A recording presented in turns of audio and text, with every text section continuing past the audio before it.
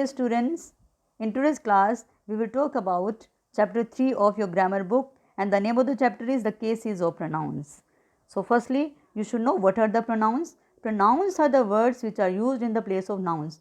तो pronouns वो वाले words होते हैं जो हम noun की जगह पे use करते हैं. For example, I, my, me, you, yours, he, she, it, all these are the pronouns. So in this chapter we will talk about the cases of pronouns. तो देखेंगे कि हम कौन कौन से केसेस में प्रोनाउन को यूज़ कर सकते हैं. A pronoun can be used as a subject. तो प्रोनाउन को हम सब्जेक्ट की तरह यूज़ कर सकते हैं, तो उसको हम क्या बोलेंगे, subjective case. As an object, और उसको हम ऑब्जेक्ट की तरह भी यूज़ कर सकते हैं. देखो सबसे पहले आपका सब्जेक्ट आता है, फिर वर्ब आता है, फिर उसके बाद में ऑब्जेक्ट आता है. तो अगर आप सब्जेक्ट की तरह उसको यूज़ करते हैं तो वो सब्जेक्टिव केस हो जाएगा. अगर आप उसको ऑब्जेक्ट के फॉर्म में यूज़ करते हैं तो वो आपका ऑब्जेक्टिव केस हो जाएगा. And as a word to express possession, और अगर आप कुछ पोजीशन को एक्सप्रेस करने के लिए कुछ वर्ड यूज़ करोगे तो उनको हम क्या बोलेंगे, possessive case. Possessive case means जब आप अपनी किसी की ऑनरशिप को शो करते हो. तो यहाँ पे देखिए, यहाँ पे देखिए आपके सब्जेक्टिव केस के प्रोनाउंस हैं. कौन कौन से हैं, आई, वी, ही, शी, इट. और यहाँ पे सेकेंडली आपको ऑब्जेक्टिव केस के प्रोनाउंस दिए हुए हैं. वो कौन से हैं, me, us, you, him, her, it, them. तो मी, अस ये सब आप ऑब्जेक्ट के फॉर्म में यूज़ करते हो. देन यहाँ पे देखिए आपके पास में पोजेसिव केस के प्रोनाउंस हैं his, its, mine, ours, yours, hers and theirs. Right. Now we will talk about the rules for use of pronouns. हम अब बात करेंगे प्रोनाउन के यूज़ के बारे में. तो उसके क्या रूल्स होते हैं. तो रूल फर्स्ट क्या है, mine, ours, yours, his, hers and theirs are possessive pronouns. तो ये सारे आपके पोजेसिव प्रोनाउंस हैं and they are used in place of nouns, not with nouns. तो इनको हम नाउन की जगह भी यूज़ करते हैं, ना कि नाउन के साथ में. अब देखिए फर्स्ट एग्जाम्पल है, दिस बुक इज़ माइन. तो अगर आप इसको दिस इज़ माइन बुक लिखोगे तो ये आपका रॉन्ग हो जाएगा. Second example is my horse and yours are both tired.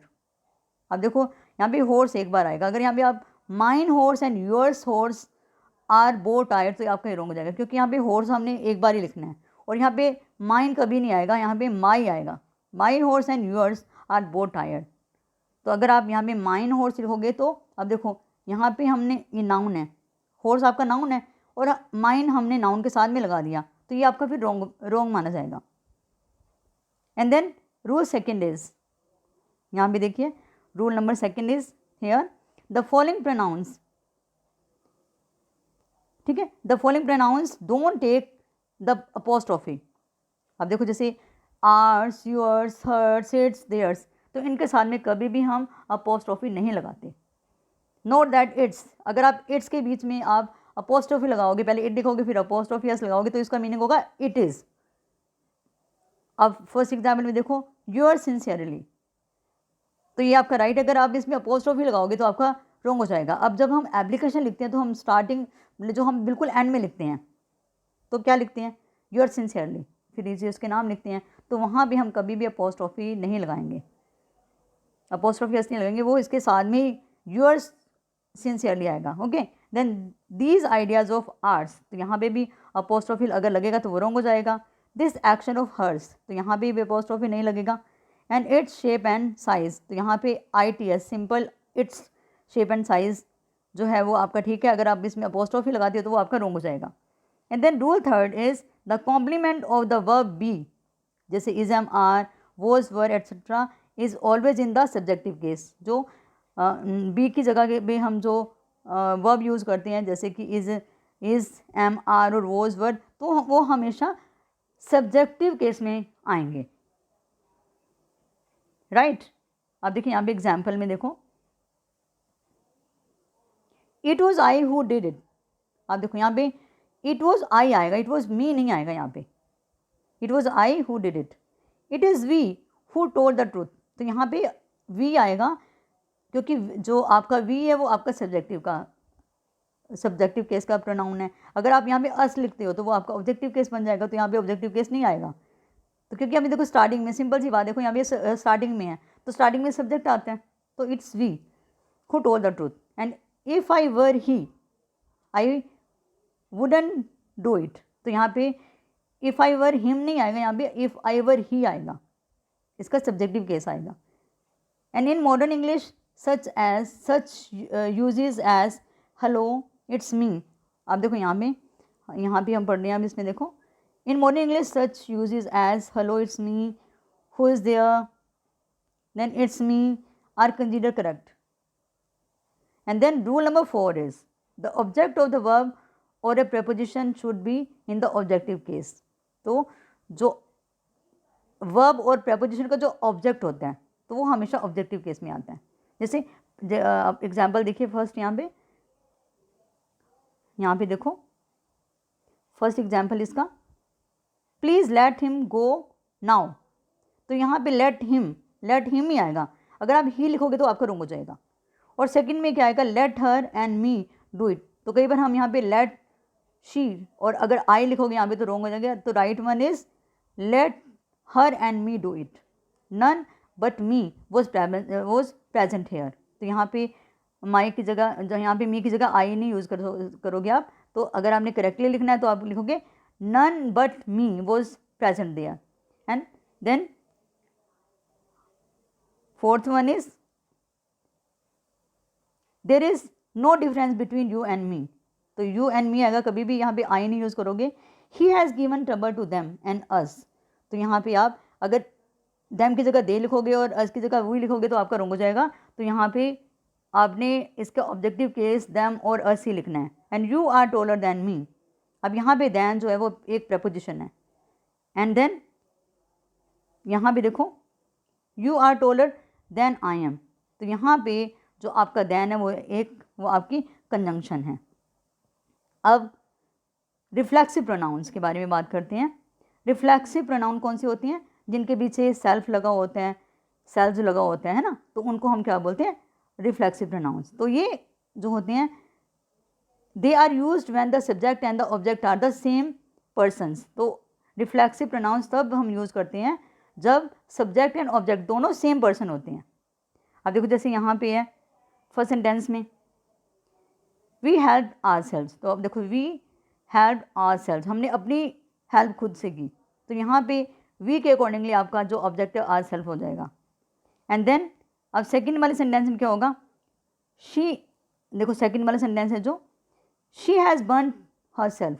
तो शी के अकॉर्डिंगली आपका ऑब्जेक्ट हर सेल्फ हो गया और ये आपका रिफ्लेक्सिव प्रोनाउन है। And then third sentence is there, third sentence में क्या आएगा, द चाइल्ड बर्न्ड इटसेल्फ। तो चाइल्ड के अकॉर्डिंगली आपका जो रिफ्लेक्सिव प्रोनाउन वो क्या हो गया, itself. Okay, now rule number 5। ठीक है, अब क्या होता है कि reflexive pronouns are never used as a subject. कभी भी हम रिफ्लेक्सिव प्रोनाउंस को सब्जेक्ट के तौर पे हम यूज़ नहीं कर सकते।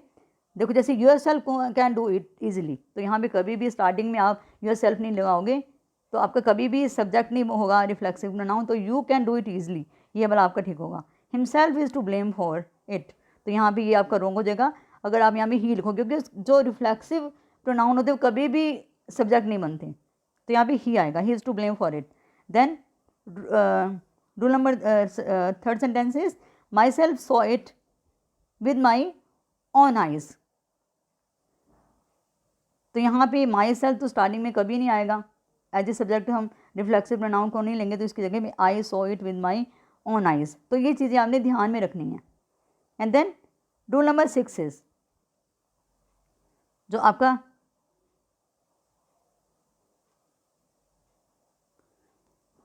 रूल नंबर 6 क्या है कि reflexive pronouns are used after verb and preposition. तो जो आपके रिफ्लेक्सिव प्रोनाउंस होते हैं किन की और कंडीशन होती है कि वो पहले वर्ब आता है, फिर प्रपोजिशन आती है, फिर आपका रिफ्लेक्सिव प्रोनाउन आता है। जैसे ही स्पोक टू हिमसेल्फ, तो अब देखो पहले आपका सब्जेक्ट आया, फिर आपका वर्ब आया, तो वर्ब के बाद में देखो ये आपका, देखो पहले आपका ये सब्जेक्ट है ही, फिर आपका स्पोक आपका वर्ब बन गया, फिर टू आपकी प्रपोजिशन होगी, फिर आपका रिफ्लेक्सिव प्रोनाउन आया। ठीक है, तो वर्ब, फिर उसके बाद में प्रपोजिशन, फिर उसके बाद में आपका रिफ्लेक्सिव प्रोनाउन आता है। अब सेकंड सेंटेंस में लुक आफ्टर योर सेल्फ, तो पहले आपका यहाँ पे देखो पहले आपकी यहाँ क्या आ गया, वर्ब है लुक, देखना, है ना। फिर उसके बाद में आफ्टर ये आपकी प्रपोजिशन हो गई, फिर योर सेल्फ ये आपका रिफ्लेक्सिव प्रोनाउन हो गया, ठीक है। फिर डिड शी पे फॉर हर सेल्फ। तो इस टाइप से जब भी हम रिफ्लेक्सिव प्रोनाउन को यूज़ करते हैं तो उसकी एक और कंडीशन होती है कि पहले सबसे मतलब कि वर्ब आता है, फिर उसके बाद में प्रपोजिशन आती है, फिर उसके बाद में आपका रिफ्लेक्सिव प्रोनाउन आता है। But the reflexive form is not used when the preposition indicate some place और स्पेस। अगर जो प्रपोजिशन है वो किसी प्लेस और स्पेस को इंडिकेट करती है तो तब हम उसका रिफ्लेक्सिव फॉर्म नहीं यूज़ करते। He took his dog with him, अब यहाँ पे he took his dog with himself नहीं आएगा यहाँ पे। They put the child between them, तो यहाँ पे बिटवीन देम ही आएगा और यहाँ पे देमसेल्व्स नहीं आएगा, राइट। देन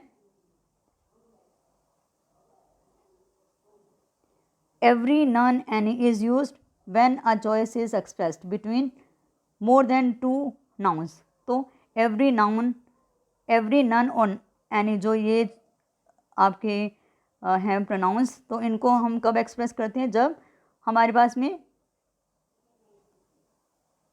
मतलब जैसे टू नाउन से मोर देन टू नाउन्स के बीच में हमारे पास में जब चॉइस होती है तब हम यूज़ करते हैं। जैसे अब यहाँ पे देखो,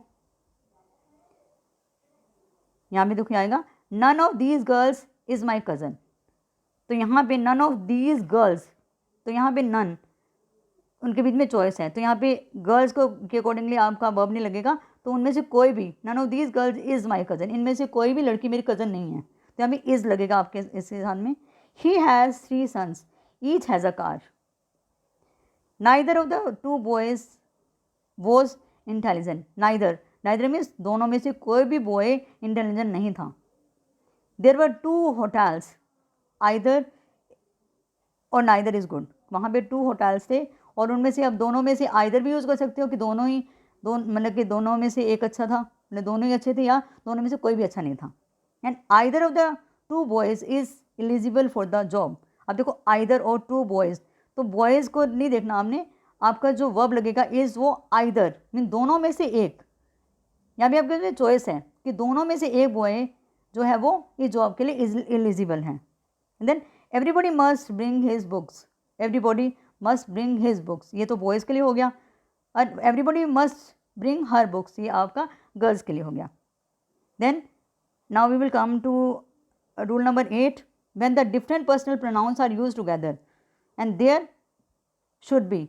जब हम मतलब कि जैसे पर्सनल प्रोनाउन को, डिफरेंट पर्सनल प्रोनाउन को इकट्ठा यूज़ करते हैं तो उस टाइम में क्या होता है कि सबसे पहले सेकंड पर्सन आता है, फिर थर्ड पर्सन आता है। सेकंड पर्सन में जो जिसके साथ में बात कर रहे हैं उसके लिए जो हम प्रोनाउन यूज़ करते हैं, जैसे यू, योर, तो ये आपके सेकंड पर्सन प्रोनाउंस हो गए। थर्ड पर्सन में जैसे जिसके बारे में बात कर रहे हैं, ही, शी, इट। और फर्स्ट पर्सन में जो आप अपने लिए यूज़ करते हो, आई, माई, मी, ये सब, ठीक है। तो सबसे पहले आपका सेकंड पर्सन आएगा, फिर थर्ड पर्सन और फिर first person. You, he and I will go with the girls. Then you देखो ये सेकंड है, then third they and we have scored a big victory. But this order is reversed if there is a mention of the some fault. लेकिन ये order उल्टा हो जाता है कई बार, सबसे पहले फर्स्ट पर्सन आता है, फिर थर्ड पर्सन और फिर second person. I, he and you are responsible for the loss. We, they and you will be punished for it. Okay, and then rule number 9, when one is used as a pronoun, जब हम one को pronoun के form में use करते हैं, it should be used throughout, तो हम फिर उसको हर बार वन ही लिखेंगे।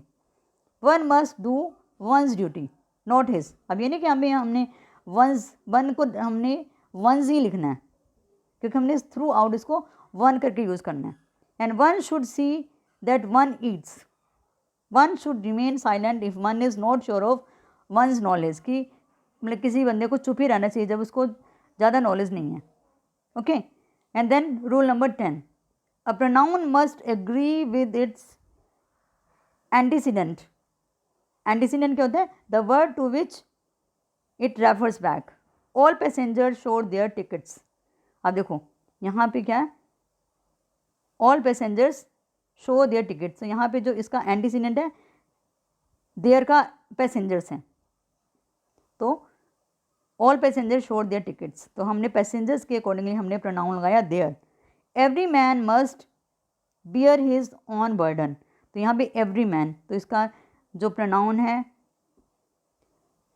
हिज, तो इसका जो आपका एंटीसीडेंट क्या बन गया मैन, तो मैन के अकॉर्डिंगली हमने उसका प्रोनाउन लगाया। Every man must bear his own burden. Then each of the girls showed her homework. One of the girls have lost her identity card. So these were the rules of pronouns. So these were the rules for using the pronouns. So you have to be very careful about it.